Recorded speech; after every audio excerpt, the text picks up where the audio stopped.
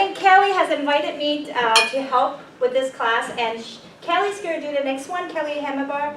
And then John, our trustee pastor, he is going to do the last section. So the three perspectives would be really helpful, actually. And the book is called Emotionally Healthy Spirituality. And we're going to dive right into it, and then if you have any more questions, I'll hang around afterwards and talk about it. It is not about poetry. So the first question is, how would you define physical health? Just show it out, because we don't have a lot of time. How would you define physical health? Healthy body. Healthy body that you can function, right? All right, how would you define spiritual health? Mental, like Mental thinking, Thinking? feeling. Connection with At God. peace. Good connection with God. Connection to God, some thinking at peace. I think the easy way is the fruit of the Spirit, right? Like if you have the fruit of the Spirit. All right, how would you define emotional health? Oh, that's what And that's what you were going to. Yeah, that's okay. You were ahead of me. I think she looked at my lesson. So how would you define emotional health? That's a little trickier, right? Yeah. Usually people get Stability. stability. There's all kinds of definitions. So it's really hard to narrow that down. But we have no trouble talking about physical health. We have no trouble talking about spiritual health. But when it comes to emotional health, we stumble around with it. So I have a question for you. This book's subtitle is this. They say emotional health and spiritual health is inseparable. It's impossible to be spiritually mature while remaining emotionally immature.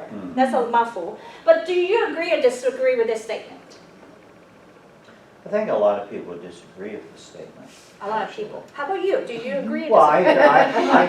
I agree with the statement. agree, okay. But I think a lot of people would think that they're spiritually mature, and they divorce their emotional life from being spiritual. Okay, yeah. And I think that's kind of part of the theme of that book, is for us to understand those connections. You may agree or disagree with the statement, but I'm going to look into it. And I'm with Carl, I'm at Carl's camp. I think there is a relationship between those two. I'll ask you another question to think about this topic. Can someone be emotionally healthy and not follow Christ? Or can someone have a deep spiritual life and yet be emotionally immature? Tricky. Yeah, I think it's worth thinking about those two questions, and that kind of goes back to our previous slide then. So let's look at this. Now, not to discourage you, and I'm not here to bash the church, I just want you to know this is some current statistic. Barnard's Group has written a book called You Lost Me about 2011, based on statistics and research done with Gen X, I guess is it, I don't know, I don't remember all the lettering anymore, but for young adult, okay, put it that way. At that point, in 2011, 50% young adult drop out of the church. They grew up in the church and they drop out. 2019 is not any better, it just got worse. We really struggle with keeping young adult at the church. And then I don't think we want to belabor the point how many mega church pastors, have experienced problem even within our denomination, and just get in trouble, and we have to read about it in the news. It saddens me. And the other thing is, I want to tell you, I've been conducting a pretty interesting research topic on church trauma and how people heal from it, and how can we help guide the church community. One of the two purposes that I have for this research is, one is to support people who went through trauma in the church setting to feel encouraged instead of continue to be discouraged, and two is to encourage church leaders to be in tune with it and learn some tips from people that went through it and from that perspective. So I want to show you a couple of this. I just got those hot off the press data. I got 362 or 5 responses within 2 weeks. Period. That's amazing. I have never had research responses like that, and the survey was 15 minutes long. Most people don't pay attention to the minute long. And within the first day, I have 60 entry. By the first week, we have 100 entry. By the 2.5 weeks or so, we have 360 some entry of people telling us about church trauma. And this is some of the, there are no name attached. So I don't know who those people are. When I got surveyed, no name. Here's some of the experiences they've shared. That's like preliminary data I just gathered. They said my father was a leader of the church, basically, and he suffered depression and anxiety, and he quit. And he had to quit because he was suffering. And then he became manic mentally, and then trying to hurt his family. Not because he wants to. I think his mental health affected him. So when he was released from prison because he was arrested for hurting family, and the church didn't come alongside with him. And he was a leader of the church, and they didn't welcome him in the building. And that really crushed that family. And this one is saying, my husband, a leader in church, continuously emotionally abused me and I had the support of our head pastor despite my effort to reach out for help. Those are some of the actual data I got from actual people. And this one I said, my brother was having struggle issue, bought a bottle of soda into the church, and the church got mad at him for bringing food to the sanctuary, had a whole emergency meeting about it. And this woman said, I grew up in this church, I got married in this church, I was so heartbroken by it. What I'm trying to tell you is that some of the emotional stuff that impacted people affected their spiritual walk. And I also wonder, what's going on with leaderships that, are they in tune with their emotional health? If it's not, they use spiritual words to discipline people. And anyway, so those are some of the actual examples. I'm not here to discourage you. I just want you to know it's happening in our church community that people partly, I think, not into their emotional health and affected their spiritual growth. And here's one concept from the book. It says, God made us as whole people in His image. And that image is to include all this aspect of it. And I think, Carl, you hit it right there in the both sides, that we tend to separate all those different areas. Especially in church, we very much focus on spiritual, and we rarely talk about other things. And because we don't address all of it, we sort of like address some like superficial things. I'm sure you're very familiar with the concept called imago Dei. It's Latin, meaning image of God. And it's based on Genesis. Talked about we are made in the image of God, right? The verse in Genesis 1:27, I think, if I remember. And here's some example that Jesus showed emotion, right? Jesus wept. That's the only Bible verse I memorized. And then it's talking about Jesus wept over Jerusalem. That shows that Jesus had feelings. He did not compartmentalize those. Did you remember Jesus in the cross saying, Father, why have you forsaken me? All of you been teenagers before, you blame your parents for things, even though you know it's not their fault. But you just at that moment, you know they're the safest people to vomit on. So Jesus had feelings. So that's just to tell us, if we are made in the image of God, God has feeling, Jesus has feeling. So anyway, this is what the author is saying, is that most of the time, what we're dealing with is called iceberg spirituality. Iceberg, about 10% you can see. Remember Titanic, they couldn't see the bottom, that's why they crashed and all that stuff. 90% of who we are is beneath the surface. And what we do then is, most of the time we address the top, and the bottom stuff is what actually shape us, mold us, and motivate us to move and act and feel, and we never explore those. And so our spirituality will be pretty shallow if we only focus on 10%. So he called that an iceberg spirituality. And we do really well in Christian life. So this is really summary of chapter 1. Any questions so far before I move on to chapter 2? Now we can go back to the very beginning's question again. Oh, I keep doing this backward. I want to go back to this question for you. Can someone be emotionally healthy and not follow Christ?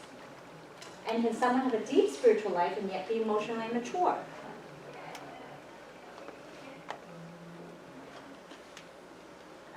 He's taping. We should have some answers for those people watching the tape. I guess you would have to define emotionally healthy, because everybody would think of that as slightly different. Very If you hit some of those, are you still emotionally healthy if you're missing one? Yeah, well, no, that's a really good point, because that's chapter 2. Oh, Lee must have read my slides. She's got the third week, not me. All right, then you're going to go with the third week. But anyway, this chapter 2 actually is talking about what's emotional healthy. It's talking about 10 indicators of emotional unhealthiness. And in some way, think of it this way. Don't be defensive. Think of it as, if we have illness, we need to label them so that the doctor can treat it. In this case, if we have unhealthy cells in our body, we want God to treat it. And when we want to say, God, I struggle with this, can you help me with this? Otherwise, just say, God, help me. I'm like, well, help you with what? So God knows, but you need to know too. So the second chapter really is talking about, this is the definition, that's good. Emotional health is the ability to be self-aware and love well. So this whole book is about you being self-aware, some of your struggles, and then the spirituality that is deep. He's talking about contemplative spirituality, showing slowing down to cultivate our relationship with Christ. And slowing down in our world is not possible almost. And I talked about in our small group that the glorification of busyness. When people, how are you doing? I'm busy.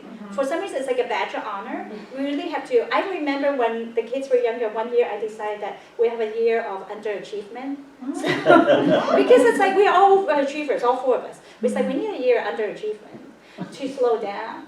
Like we label it so that we actually intentionally slowing down, cutting back some stuff. And then here's the definition. So the chapter 2, what it does is that he talked about symptoms that are unhealthy. So that's why I pray in the beginning that God will give us a heart that will be teachable and show us what are those 10 symptoms. And when you look at it, instead of being defensive, ask God to help you refine those places. So the first one the author talked about is using God to run from God. This one, church, we use church language and we do church activities. And that's, we answer the question how people can be very spiritual, going to all the Bible study, attending all the church services. The door's open, we're there, the door's closed, we're there, but yet they could go home and treat the family terribly. And there is a disconnection between those two things. And here's some of the examples given. When I create lots of God activities, but in no area of my life that God wants to change. And serving a ministry for God, but it's really for me. I've seen that a lot, even in mental health field. People say, I'm doing it for client, but really they're doing it for themselves. They make themselves feel better. When I prayers about God doing my will, instead of seeking His will, surrounding to His will. This one I do sometimes. I'm like, I just want that. That's what I'm praying for, But He's not answering me for that. I don't know why. When I use His truth to judge and devalue others, I see that in social media, like people judging others using God language. When I demonstrate Christian behavior so people think well of me. And when I apply biblical truths selectively to suit my own purposes. We see that too. The second one is ignoring difficult emotions such as anger, sadness, and fear. And sometimes, for some reason, Christians really uncomfortable with emotions. I just show you, Jesus wept. Jesus wept over Jerusalem. Jesus feel pain. And this really comes from, that's not in the text, but in the book, but this is my observation, is that the heresy of Gnosticism always somehow still influence us. What it means is that you separate the physical and spiritual world. That's why the church is uncomfortable talking about sex. The church is uncomfortable talking about anything that's related to the physical world. Emotion is part of that. That's bad. We stay away from those things. But it made us unhealthy. Remember the whole spirit, like our wholeness, have all this different part, including emotion, physical, spiritual, and all area of our lives. And when we continue to be influenced by the heresy of Gnosticism, we're not a whole Christian. We're half, somewhat, not really embracing how God has made us. So think about it, maybe when you're growing up in your church or in your family, emotion is not something you embrace. If those of you who grew up in Lancaster County, you should know about that. I'm not, I'm just like, Lancaster County, they're not good with being in tune with emotions.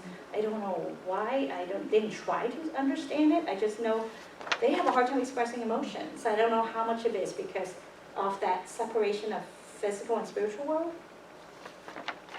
That's not what the class is about, but you can think about it. So I want to tell you too, this is, the clinical stuff and research stuff, that there's a study done when you suppress your emotion, it affects your physical health. That actually research show that. And so each time your emotions suppressed, it says the physiological responses are magnified, such as, affecting your heart rate, your stomach, all sorts of areas. So people tend to come to a doctor with stress-related health issues. And when you suppress some of those emotions, it comes back to bite you, actually. And suppression decreases not only negative, but the thing is, it also decreases positive emotion. So now it makes you a non-person. Basically, you don't smile either because the suppression is not just for negative, it's not selective. Your brain says suppress everything. So now you're not feeling happy or sad either. And the suppression also we associate with what they call sympathetic activation of cardiovascular system. It's a mouthful. Basically, the fight and flight response that makes you always hyper alert. When people have hyper alert, post-COVID, there's increase in mental health issues. It's because during COVID, we all are hyper alert. You're stressed, and the stress long term. And you have the fight and flight response to figure out what to do next because it's uncertain. When it prolonged, it affects the chemical imbalance in your brain. and people start having depression, anxiety issues, because a lot of those issues related to brain chemistry. And when you have long-term issues with the brain chemistry, it starts to get off balance and people start developing depression and anxiety. So when you suppress, your body has to be hypersensitive to suppress it, and you're getting that system, what we call sympathetic activation system. It's your brain telling you, hold tight, don't do anything. You're always in that tight position, basically. And it also leads individuals, when you suppress your emotion, to less positive and negative emotion, and you have also less social support. You're used to not sharing. You're only sharing part of who you are, not whole self. And it's hard to engage in an authentic relationship without your whole self. So that's that. And suppression also lead to increased blood pressure in social partners. So then stop suppressing emotions so I don't have bad blood pressure. I'm kidding, just picking on Dane. But so I think I gave you a good indication why suppression isn't a good thing, even from a physiological and biological viewpoint. But anyway, the third thing, so the first one is saying we're doing God activity. Yes, I have a John. question. Yes. Does that mean that expression is automatically good? Always? On that note, I just doing our noon thing. I read a recent study. They say people that have higher levels of happiness in their life are those that are more willing to express emotion. So it's sort of the But I think John asked a good question too. There is such a term called emotion regulations, and I think Kelly or you would be covering in that book. So emotional regulation is important, because just because I'm angry, if I express I'm going to punch you, yeah, I express it. It felt pretty good to me. But it doesn't mean it feel good to the person to get the punch from me. You know what I mean? So there is such a thing called emotional regulation. That study actually talked about when you should release your emotions. And if you want to really know, there are two systems in your brain. It's called, to simplify it, System 1 and System 2. System 1 thinking is basically impulsive thinking. And those are the things that all your life experiences shape your thinking. You just go react like that, regardless. And if you were bit by a snake, you see a snake, you're going to react. That's System 1 thinking. System 2 thinking is logics and critical thinking. System 2 thinking rely on your System 1.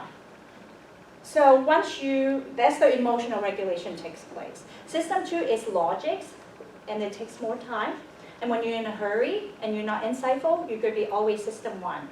Does that make sense? That's the most simplified way of saying how our brain works. So you have System 1 and System 2 thinking. If you're not thoughtful, you'll always be System 1. And our System 1 is influenced by your upbringing. If you have a healthy family, good for you. Your natural incline would be probably not punch people. But if you grew up like me on the street, we punch people first before they punch you. And so poor Dan always come with that bruise. No. But the thing is, if I let the System 1 take hold of me and not refine it, not have self-awareness that I will always be a System 1 person and not let System 2. And then if you talked about spiritual peace, it's the Holy Spirit infusing in that System 2. And the fruit of the Spirit is cultivated. It doesn't happen like that because it takes System 2 to refine our sin nature. Doesn't mean System 1 is always sin nature. It's just influenced by your immediate. So anyway, we're taking all that. Good question. But anyway, when you talk to a professor, that's what you get. You get all these other things you don't need. But anyway, number 3, dying to the wrong thing. Sometimes we die to the sinful part of that. We do need to die to the sinful part of who we are. We made a new creation in Christ. Pride, all those things, and the 10 Commandments, thou shalt not kill and all that stuff, and thou shalt not punch people just because you're angry, and all this stuff. But God did not make us to die to the good part of who we are, because it might go there. So somehow that separation, of the compromisation, it has to do with we don't think experiencing pleasure in life is a good thing, it's a sin. So I know growing up like having fun is not acceptable. That means you're not working hard while you're having fun. So God did not ask us to die to the healthy desire of pleasure in life. Can you imagine, this is beautiful, but you say, nope, you're not allowed to even experience joy. It's not beautiful at all. You can't say that. And so it's important for us not to die to the wrong thing, and that is some of the emotional unhealthiness. Well, if I'm experiencing joy or experience good thing, I feel guilty. Some people do that, do say that, some of the clients I talk to. But God never asked us to get rid of our whole self, and we are not to become non-persons. And to experience Christ, you need to experience Christ as a whole person. When we become Christian, God intends our deeper, truer self. He created to blossom freely as we follow Him. So you see this picture, it's beautiful. Can you imagine being told, no, you can't experience any kind of beauty and joy? That's not how God, what's the point of existing if you can't even enjoy beautiful things? So just be in tune that you're not dying to the wrong thing. And the fourth one is denying the past impact on the present. That one is probably most foundational in creating a emotional, healthy spirituality. Oftentimes we say, well, we're new creation in Christ, and so it's of course the Holy Spirit works in us and refines us. But you all have heard of this, a chip off the old block, apple doesn't fall far from the tree like father, like son. Have you heard of all that? What does that mean?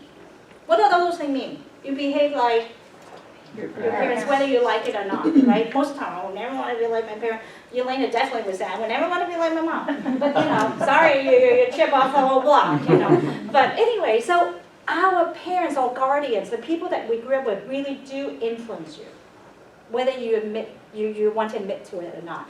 Hopefully, some of you have really good parents that influence you in a positive way, but some of us don't have that. And what does that mean? And do we have insight of those things, how it influenced me? Christ has made a new creation in me, but it doesn't take away what had happened to me in the past. Because I believe that sin always has consequences. It doesn't mean Jesus didn't wash away the sins. And what Jesus came is to allow me to have eternal life. But Jesus didn't say, okay, whatever sins that I have done or people have done to me that sin against me, those things wouldn't affect you anymore. It still does. And for some reason, as Christians, we just push that aside and not looking at how it impacts your present.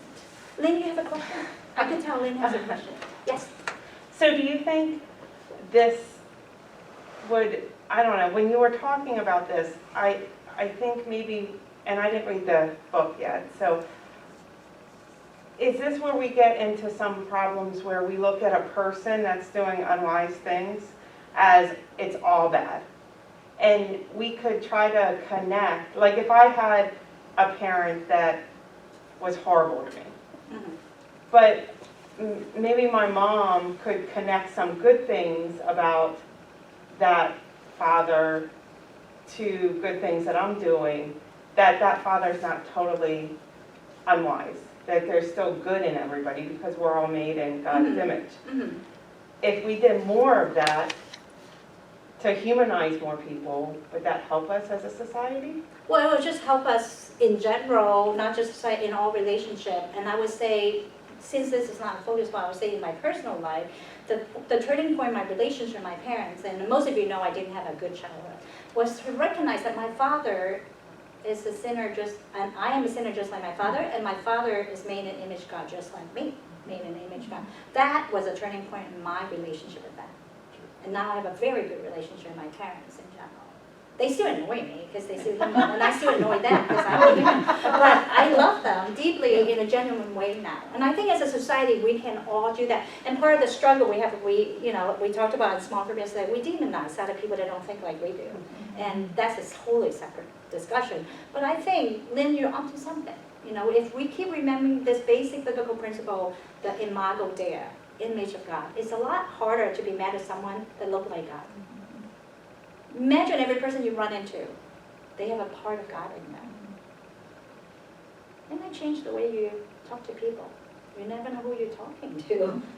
It might be angels among us. I'm sounding really weird. But anyway, so let's make sure we look at that. Your future is really influenced by some of the past experiences you have. Doesn't mean they have to dictate you, but they influence you.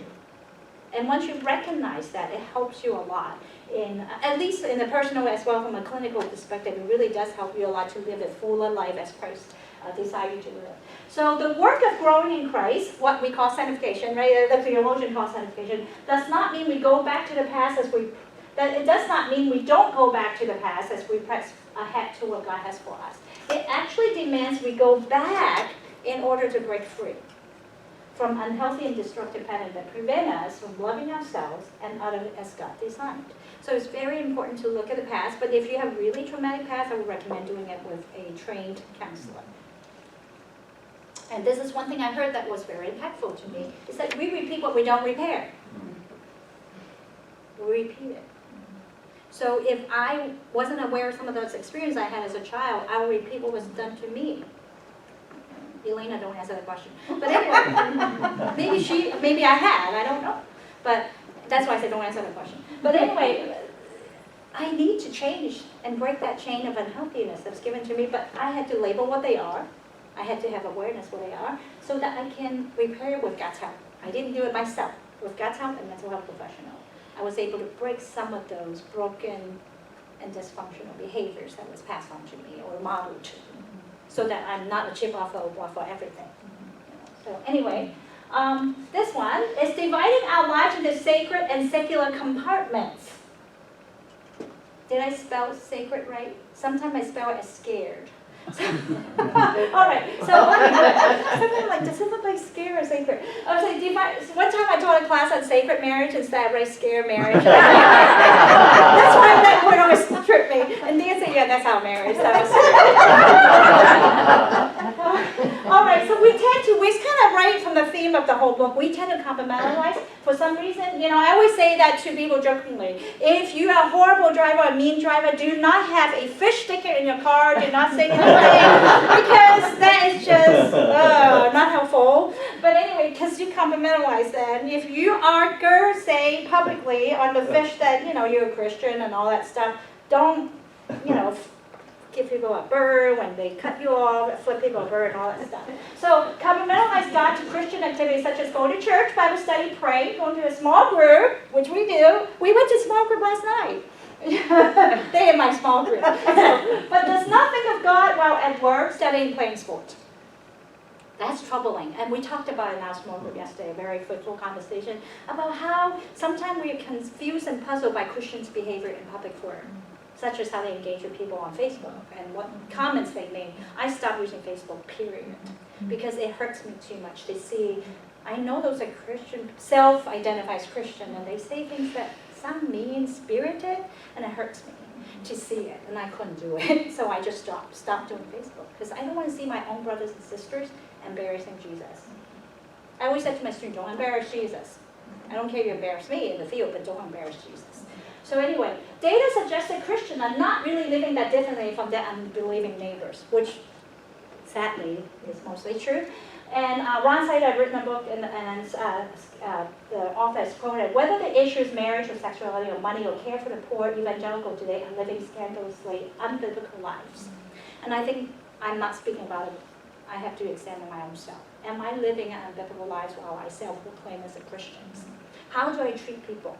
And A.W. Tozer has a really good devotional. He talked about how our charitable disposition is so important. He said our disposition actually hurt our evangelical efforts so much more. And uncharitable disposition include, cutting people off or being impatient when you're dealing with people. And people yet know you go to church, but you're really mean to them, or you give no tip and while you pray before. That's always my pet peeve. You go to a restaurant, you pray before a meal, and then you give people lousy tips. Please don't go out to eat that. That is horrifying. Don't ever leave like a gospel tract and that's not acceptable, period. But that's always been my pet peeve. If you go out to eat, give generously.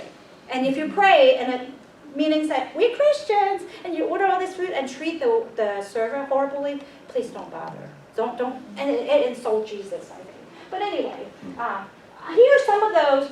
They said characteristic, genuine, and fake people. What I really want you to say that this is behavior that help you how to be not compromising your life in a way that's practical. And they say, so I would even change the title. Instead of general people, say Christ-focused people, Christ follower. They should respect everyone. Doesn't mean you have to agree with everyone. That's two different things. Agreeing and accepting are two different things. You can accept people without agreeing with them. The only respect, the one that are fake people, it means people that say they're Christian, but they're not really following Christ well in their behavior. They're compartmentalizing their behavior. They only respect people with power. That's problematic. If we're in a church family, people that perceive to have power, such as pastors, sorry, that's a lot of pressure. You only respect them, but other people, you're like, just walk away. And they're new people, I don't care. So that's a problem. Self-examine that. The other one, Christ followers should admire others and often praise others. You should affirm each other. not put people down. Or the fake people, or fake Christian, I would say, they criticize others to make themselves look good. We're all guilty of some of those things, okay? People that follow Christ, they express their opinions openly, not passive-aggressively, but openly with grace. I would say, I would want to put some quantify here, not just express it, just like you can't express your emotions anytime, any way you want to. Just like you express your opinion only if it's really bring the community in unity, not for divisiveness. Be thoughtful in expressing your opinion, especially nowadays. They gossip a lot, people that are fake. They're not, they gossip a lot. Genuine people, they are nice and helpful most of the time. And if you were here last Sunday, listen to Pastor's sermons last Sunday. We can't help everyone all the time. Most of the time we're helpful when opportunity is given and you have the resources to do that. For fake people, they're only nice when they have a hidden agenda. That's problematic. Can you imagine all of this happening in a church community? We're going to have a problem in church. Genuinely, they don't brag. Fake people, they show off all the time. Genuine people, they don't try to make people like them. Fake people, they try hard to make people like them. Genuine people, they always try their best to live up their promises. If I say I'll do something and I couldn't, not only I apologize profusely, trying to find ways to fix it. Fake people, they make commitment easily but seldom keep them. That's the integrity issues. The next one. Genuine people, they aren't attention seekers. Fake people, they're desperate for attention. All right, so that was a law list. This is a secular characteristic, but I think we can use it and apply it in our lives to say those are practical things we can be refining. Saying, okay, am I being a genuine Christian or am I being a fake Christian? Is my life compartmentalized? Am I nice at church when I go out and interact with people? I have my own agenda and doing things only to please me and make me look good. So I think you got a point. All right, the sixth point, we're going to hurry. Human doing instead of human being. I'm totally guilty of this one. Totally. Doing for God instead of being with God. Remember we talked deep spirituality require slowing down and being really spending time with Jesus. When you're doing all the time instead of being, you're not able to do that, to really listen to the Holy Spirit. So the Western culture is really productive. We are being trained by our Western culture to be productive. When we're not, we feel bad. And when you're sitting around, or you always want to have a to-do list and all this stuff. But, the things we say, nice to meet you, what do you do? First question we ask is always about what is your identity in what you do. So that is a culture taught us to think that way. So we really have to rethink, okay, who we are, not relating to what we do. Validation and worth are really more about performance in this culture, like how you perform and what you do, not based on God's unconditional love for us. Our identity is so attached to that. Yes? I like that. Nice to meet you. What do you do? That you brought that point out. What can you say instead? To someone new. Yeah. That's a good question. I didn't think about it, but I would say I usually ask where you grew up, or like questions about themselves, like about their life and their relationships. Because this is more individualistic culture about accomplishment. A collectivist culture is always about relationship. So I say, do you have any brothers and sisters around, or like something about relational? Just showing curiosity. About the person's relationship and community. What's Less- important to them. Yeah, like focus on that. But that's a really good question, like that you asked. I didn't think about it. Anybody has suggestions? I didn't really honestly think about, what is a good Tell me alternative? about you. Tell me about something about you, because then you're opening it up to them. Because if it's where you're from, if you're not from a desirable area, that might be hard for someone. That's the only thing I think of. But I think in general, what maybe we can even say, instead, what do you do to change that? And the other thing I can tell you as a migrant, when I first came here, people ask, how are you? Their expected answer is good and you move on. I didn't know that. They say, how are you? I start telling them and they laugh. They really like People do that. No, I try not to do that. Yeah, but how are you? Good, but good. Gone. And I'm trying to tell them, oh, well, I did this today. Already at the next grocery aisle. So maybe we can change our church culture by being more relational, by saying, hey, it's good to see you. How are you doing lately? And instead of just, how are you good? How are you doing lately? And just really ask and be thoughtful. But then that requires time. And then we have a glorification of busyness. We have appointments so scheduled that if I ask you more questions, I'm going to be late for the next thing. Then what are we going to do about that? And then see how it all goes to, why are we so busy we don't have time to ask someone how they really do it? Right? Yeah, we can keep going in this. Thank you, that was a really good question. I don't know, I keep doing wrong thing in with this. All right, here we go. I put this in, everybody's very familiar with Mary and Martha's story, right? And I just like the message sometimes to just give us a different wording to think about it. I'm going to just read it quickly since we finished at 10:30. Oh, okay, I'll read quickly. As they continued to travel, Jesus entered a village of women by the name Martha. You know that story well. Welcomed him, made him quite at home. She had a sister, Mary, sat before the master, hanging on every word said, that Jesus said.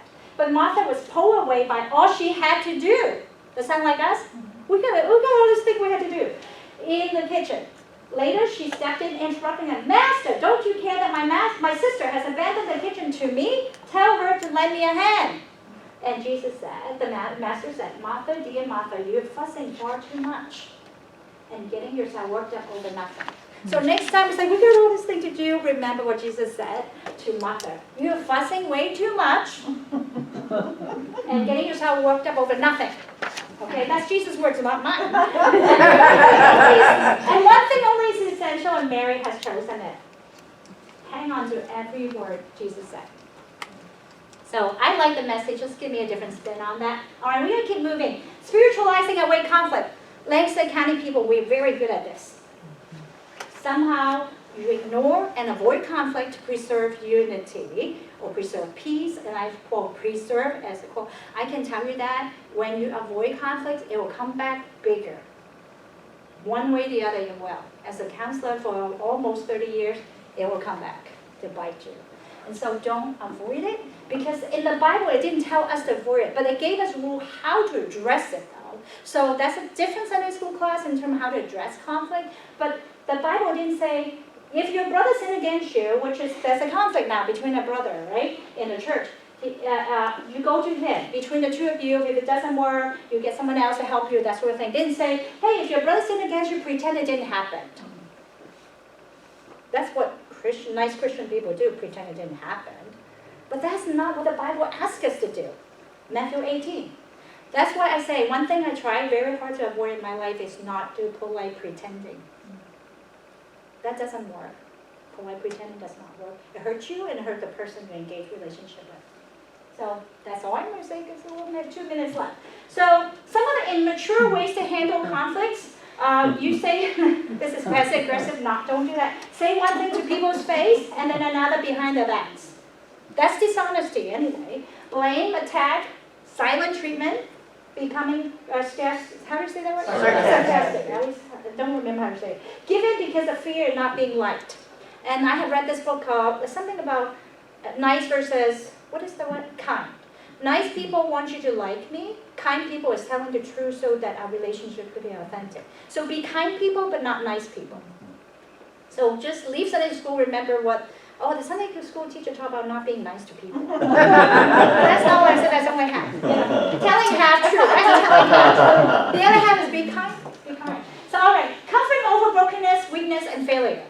And somehow in our culture, it's not okay to be like sad or have struggles. And so we don't tell people we struggle. How are you doing good? Even when you're like falling apart inside, you tell people you're doing good. That's also dishonesty, you know? So in Psalm, it talked about how having a contrite heart or like going through the emotion doesn't please you. A flawless performance, nothing to God. It's not referring to God. I learned God worship when my pride was shattered. When the psalmist at the weakest moment, that's when he comes closest to God, realizing, I need God. So it's okay to be, quote unquote, weak. For me, it's okay to be honest, not weak. Honest about emotion. You get to rephrase that even. Like be honest about emotions. That has nothing weak. It takes courage to be dishonest, to be honest. And it's not weakness. All right. So I just went a second Corinthians and talked about how important it is that God's grace is sufficient. Paul admitted to his weakness pretty open, right? And then living without limits would be problematic, and the best way I can describe it is using this, the oxygen mask. Place your oxygen mask on yourself first before helping small children or others may need your assistance. So when we don't have limit, we're basically helping everybody else but ourselves. So just think of the airplane, talked about do your mask first before you help someone else, because you can't help people when you're falling apart yourself. And the help you're given will be no good. It'll be half good or rarely any good. So we are not God. In case we forgot, we have to say that to ourselves. We're not God, and we can't do everything and serve everyone. Again, go back to Adam's sermon last week. Jesus modeled living with limits as a human. He didn't heal everybody. He saw a lot of people, but he didn't heal every single person. Was he capable? Absolutely. But did he do it? No. He had his reason. He has his limits. And we should too. All right. So what is the difference between taking care of yourself and selfishness? This is a good question because especially women in America, they tend to think taking care of themselves is selfish. So there's a difference between that. I don't like the term self-care. I think that's self-absorbed. I like the term soul care. You care for your soul so that you can care for other people. And now the soul care is not only spiritual, I'm talking about the whole part. Like that means taking care of yourself physically as well. So women for some reason are being trained to not think of caring for yourself. And when you do, you feel selfish, okay? So we're gonna keep rolling. Judging other, this one doesn't need any explanation. Judging other people's spiritual journey is unhealthy. That's that. I don't have to say anything else. And then, the log and the, what is that? The log and the, what's the other? Speck and And the the log, speck yeah. thing. So don't pick on people, jump on their failure, criticize their fault, unless, of course, you want the same treatment. Don't condemn those who are down. The hardness can boomerang. Be easy on people, you'll find life a lot easier. That's the end, 10:30. Man. I always have my end.